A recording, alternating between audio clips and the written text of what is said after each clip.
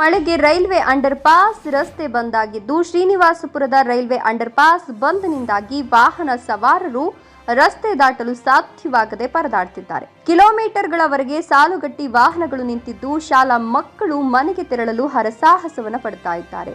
ಇನ್ನು ಅಂಡರ್ ಪಾಸ್ನಲ್ಲಿ ಸರಿಯಾಗಿ ನೀರು ಹರಿಯದ ಪರಿಣಾಮ ರಸ್ತೆಯಲ್ಲಿ ನೀರು ತುಂಬಿಕೊಂಡಿದ್ದು ಸಾರ್ವಜನಿಕರು ಅಧಿಕಾರಿಗಳಿಗೆ ಹಿಡಿಶಾಪವನ್ನು ಹಾಕ್ತಾ ಇದ್ದಾರೆ. ರೈಲ್ವೆ ಅಧಿಕಾರಿಗಳ ದಿವ್ಯ ನಿರ್ಲಕ್ಷ್ಯಕ್ಕೆ ಸಾರ್ವಜನಿಕರು ಪರದಾಟವನ್ನು ಅನುಭವಿಸ್ತಾ ಇದ್ರು. ಪ್ರತಿ ಬಾರಿ ಮಳೆ ಬಂದಾಗಲೂ ಕೂಡ ಇದೇ ಪರಿಸ್ಥಿತಿ ನಿರ್ಮಾಣವಾಗುತ್ತಂತೆ. ಇನ್ನು ಮಾವಿನ ಮಾರುಕಟ್ಟೆಗೆ ತೆರಳಲು ಏಕೈಕ ಮಾರ್ಗ ಇದೊಂದೇ ಆಗಿದ್ದು ರಸ್ತೆ ದಾಟಲು ವಾಹನಗಳಿಗೆ ಕಷ್ಟ ಸಾಧ್ಯವಾಗ್ತಿದೆಯಂತೆ. ಶಿವಪ್ರಸಾದ್, ಶ್ರೀನಿವಾಸಪುರ.